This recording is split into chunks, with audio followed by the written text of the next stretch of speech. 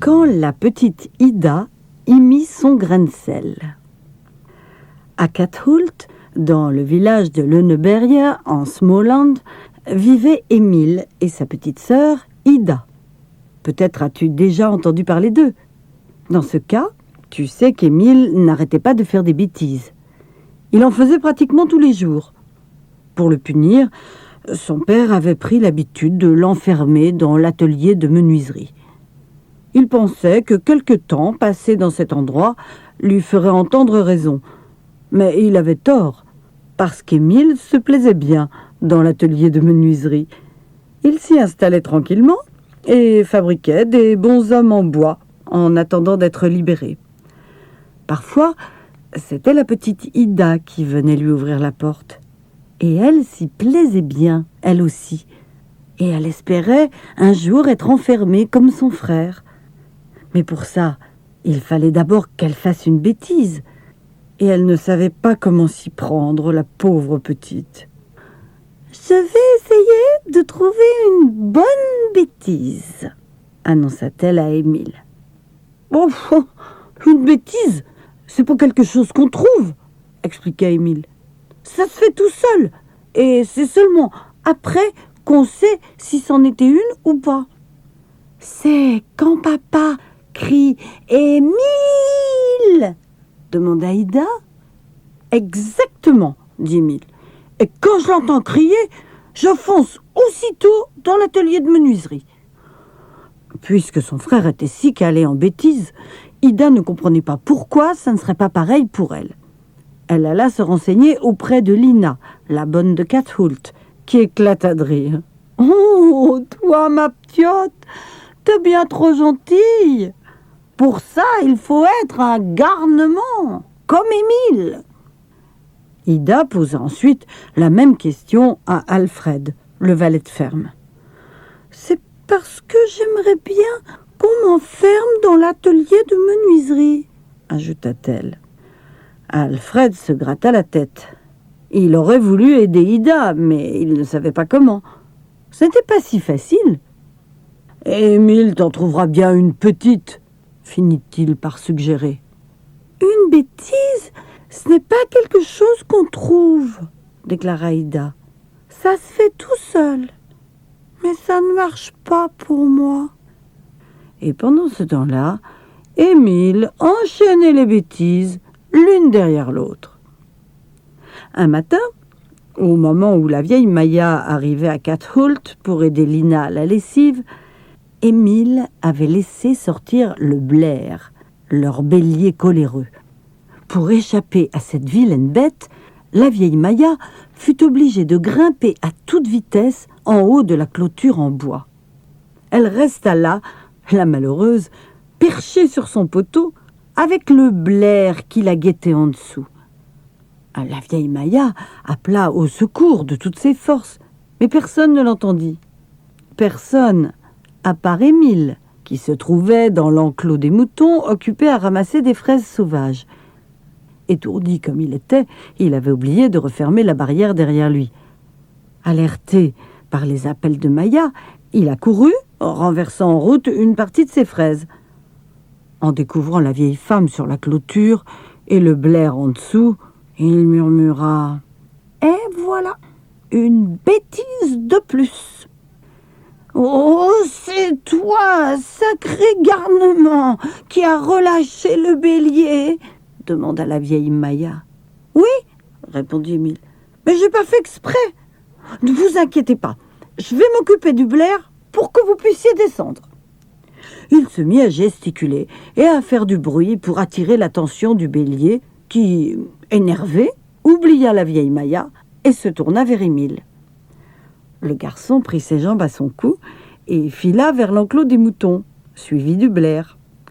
Ils y pénétrèrent de plus en plus loin tous les deux pour ne s'arrêter qu'au bord de la Tille antique, un trou profond plein d'eau. Émile et Ida l'avaient baptisé ainsi. C'était là qu'ils faisaient flotter leur petit bateau en écorce, et ils y avaient passé d'agréables moments. Émile prit son élan, fit un bond de géant et passa de l'autre côté de l'Atlantique. Et chose incroyable, le Blair en fit autant. Il sauta lui aussi, mais pas avec le même succès. Plouf!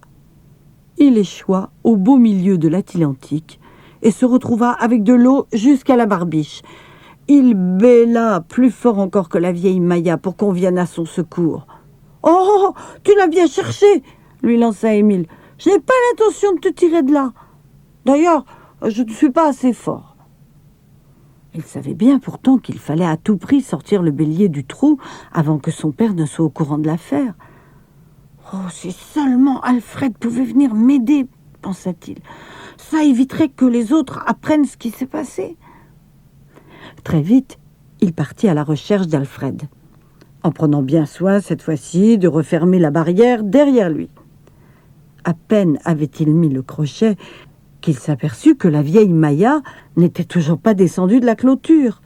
Elle écumait de rage. Pour grimper, avec le bélier furieux aux trousses, elle n'avait pas eu de problème, malgré ses jambes fatiguées. Mais pour descendre, c'était autre chose. Maya avait essayé, bien sûr, mais sans résultat. « Oh, tu t'imagines peut-être que je vais rester ici jusqu'au coucher du soleil ?» rouspéta-t-elle. « Sacré garnement! Dépêche-toi d'aller chercher Alfred !»« Si vous voulez. Mais pourquoi vous sautez pas? Je vous rattraperai. »« Oh, merci bien !»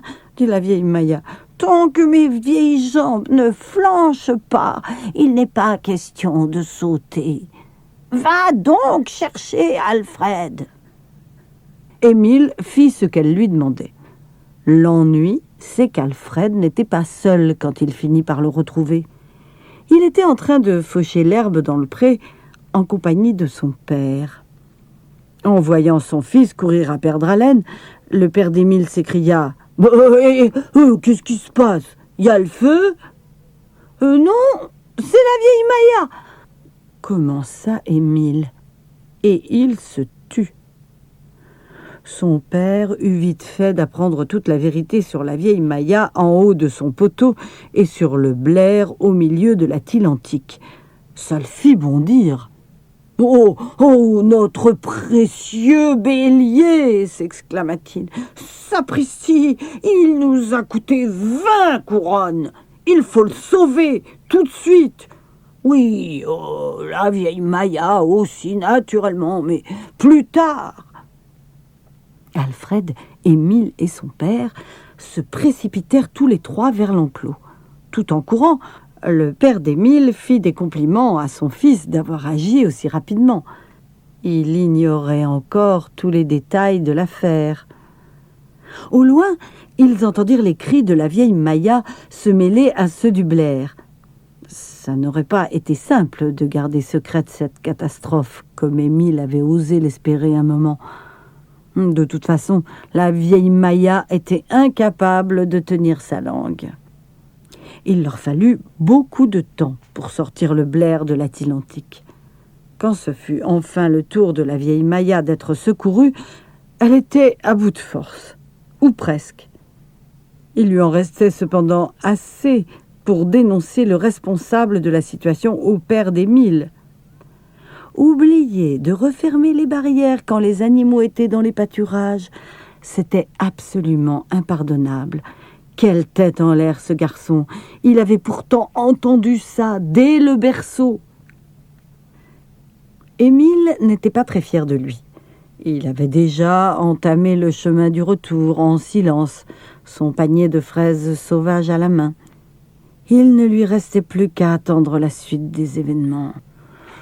« Émile !» hurla son père, comme prévu. À ce signal, Émile se mit à courir, les fraises sautant du panier. Il passa le reste de la journée dans l'atelier de menuiserie, où il tailla un nouveau bonhomme en bois.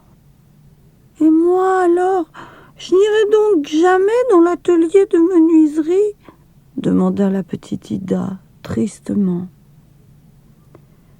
Il y avait des animaux de toutes sortes à Kathult. En dehors des moutons et du bélier coléreux, il y avait des cochons, des vaches, 2 chevaux et de nombreuses poules.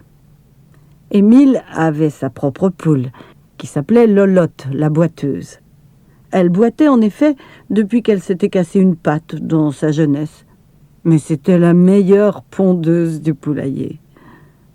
Un jour que tous les gens de Cathoult prenaient le petit déjeuner dans la cuisine, la mère d'Émile déclara « À présent, j'en suis certaine, Lolotte pond ses œufs ailleurs que dans le poulailler. »« Ah, la coquine !»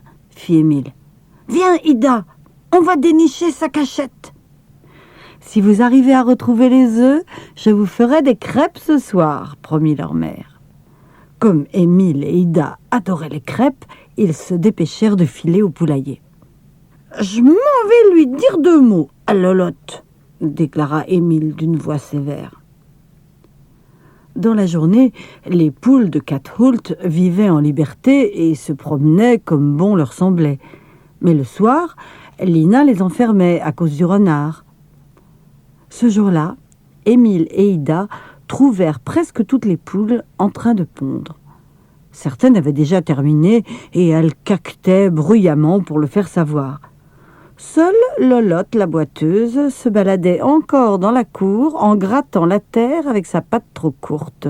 De toute évidence, elle n'avait aucune intention de rejoindre les autres dans le poulailler. « Chipi, dit Émile, dis-moi où tu les as cachés, tes œufs. » Lolotte prit de grands airs et continua à se promener et à chercher des vers. On aurait dit qu'elle ignorait totalement qu'une poule était censée pondre des œufs. De temps à autre, elle penchait la tête de côté et jetait un regard plein de malice à Émile et Ida. Visiblement, elle avait décidé de ne pas retourner à sa cachette tant qu'il serait là. « Bon, tu es maligne, » dit Émile. « Mais nous aussi, on peut l'être. Viens, Ida, on va se cacher derrière le poulailler. » Ils se mirent à attendre, bien plus malins que Lolotte ne l'aurait cru. Parfois, Émile risquait un coup d'œil pour l'observer en cachette, mais elle ne s'apercevait de rien. Elle se croyait toute seule. Tout à coup, elle fonça en direction des groseilliers à maquereaux. Ils étaient gros, touffus et chargés de baies qui n'allaient pas tarder à être mûres. Lolotte marqua un temps d'arrêt, regarda prudemment autour d'elle, avant de plonger rapidement parmi les branches. Émile et Ida s'élancèrent derrière elle. Au moment où Lolotte s'apprêtait à pondre dans le nid douillet qu'elle s'était préparé sous les buissons, Émile l'attrapa et la souleva. Elle eut beau caqueter et donner des coups de patte, rien n'y fit. « Et maintenant, Chipi, on va voir combien d'œufs tu as déjà pondus. Vas-y, Ida, compte-les. » Et Ida les compta. Il y en avait 19. Heureusement qu'il n'y en avait pas plus, parce qu'Ida n'avait appris à compter que jusqu'à 20. « Tu ne vois donc pas que c'est stupide de ta part, » dit Émile à Lolotte. « Tes œufs vont s'abîmer par cette chaleur. » La poule fusilla Émile des yeux. Elle s'était donné du bon temps sous le groseillier et elle sentait bien qu'à présent c'était fini. Comme elle était raisonnable, elle se calma. « Les œufs sont peut-être pourris, » dit Ida. « Si c'est le cas, je n'en veux pas dans mes crêpes. »« Tu n'as qu'à en casser un pour voir, » proposa Émile. Il l'aurait bien fait lui-même s'il n'avait pas eu à s'occuper de Lolotte. Ida prit un œuf et le cassa contre le poirier qui poussait juste à côté. Le liquide glissa le long du tronc. Ida constata que l'odeur était normale. « Pour cet œuf-là, il n'y a pas de problème. Ou plutôt, il n'y avait pas de problème. » Lolotte, la boiteuse, caquetait et s'agitait. Elle voulait pondre. Émile avait très bien compris ce qu'elle essayait de lui dire. « D'accord, dit-il, mais je vais te montrer l'endroit. Attends-moi ici, Ida, ça ne va pas être long. » Émile porta Lolotte, la boiteuse, jusqu'à sa place dans le poulailler, laissant la petite Ida seule avec les œufs. Il n'y en avait plus que 18 à présent. « Celui-là a l'air gâté », se dit-elle en ramassant un autre œuf. Elle le cogna contre le poirier et renifla l'odeur. « Berk, ça sent mauvais, c'est bien ce que je pensais. » Elle imagina le désastre de mettre un œuf comme celui-là dans la pâte à crêpes. « Il faut absolument éviter ça. » Elle ramassa l'un des 17 œufs restants et le cassa. Alors elle s'aperçut qu'il était bon et qu'il aurait pu être utilisé pour les crêpes. « Trop tard, » conclut-elle. « Le plus important, c'est d'éviter qu'il y en ait un de mauvais. » Elle essaya un 16e œuf. À son retour, Émile trouva Ida en train d'essuyer ses mains collantes sur son tablier. « Devine combien il y en avait de mauvais, » dit-elle. « Seulement 2. » Après réflexion, elle ajouta tristement. « Mais il y en avait 17 qu'on aurait pu utiliser pour les crêpes. » « Oh là là, qu'est-ce que tu as fait ?» s'exclama Émile en voyant tous les œufs cassés sous le poirier. « Je crois bien que j'ai fait une bêtise, » dit la petite Ida rayonnante comme un soleil. « Oh, ça on peut le dire, » constata Émile. « Et ce n'est qu'après que je l'ai su, » poursuivit Ida. « Tu avais raison, les bêtises, ça se fait tout seul. » C'est à cet instant que leur père arriva. Il avait pris le raccourci par les groseilliers pour se rendre à la porcherie. Il s'arrêta devant le poirier en s'écriant « Par tous les diables, qu'est-ce que c'est que ça ?»« Des œufs brouillés, » répondit Émile. « Émile !» hurla son père. Émile fonça dans l'atelier de menuiserie, suivi par son père qui mit le crochet. La petite Ida, restée seule devant les œufs cassés, pleurait amèrement. « C'est jamais moi qu'on enferme dans l'atelier de menuiserie. » À Kathult, ce soir-là, il y eut malgré tout des crêpes au dîner. La mère d'Émile avait d'autres œufs dans le garde-manger. « Pourquoi t'as pas dit que c'était moi ?» demanda Ida à son frère quand elle ouvrit la porte pour le laisser sortir. « Bouf !» dit Émile. « Personne ne me l'a demandé. Et pour moi, une bêtise de plus ou de moins. Oh. » Le soir, quand ils étaient tous attablés dans la cuisine en train de manger les délicieuses crêpes, Ida annonça « Papa, les œufs brouillés, c'est moi qui les ai faits et pas Émile. » Son père fit tomber le morceau de crêpe qu'il s'apprêtait à mettre à la bouche. « Oh, toi, Ida !» fit-il surpris, puis il éclata de rire. « Alors, si toi aussi tu te mets à faire des bêtises, mon petit poussin, allez, mange ta crêpe et n'en parlons plus. »« Tout de même, Anton, » répliqua la mère d'Émile. Son mari prit un air gêné, mais il savait reconnaître une erreur. « Oui, tu as raison. D'abord, je dois te présenter mes excuses, Émile. Et je suis sûr que tu me pardonnes parce que tu n'es pas quelqu'un de rancunier. »« Pas tellement, » répondit Émile. « Pourquoi n'as-tu rien dit ?»« Pas, » dit Émile. « C'était pas la peine d'en faire tout un plat. » « Je suis bien d'accord avec toi, » dit Alfred en lui faisant un clin d'œil. « Et comme tu vas pas tarder à faire une nouvelle bêtise, » continua Lina, « au moins tu seras pas allé dans l'atelier pour rien. »« Ne te mêle pas de ça, Lina, » recommanda la mère d'Émile. « Mais demain, il faut que tu te tiennes tranquille, » ajouta la petite Ida, « parce que demain, c'est mon tour à moi d'être enfermée dans l'atelier de menuiserie.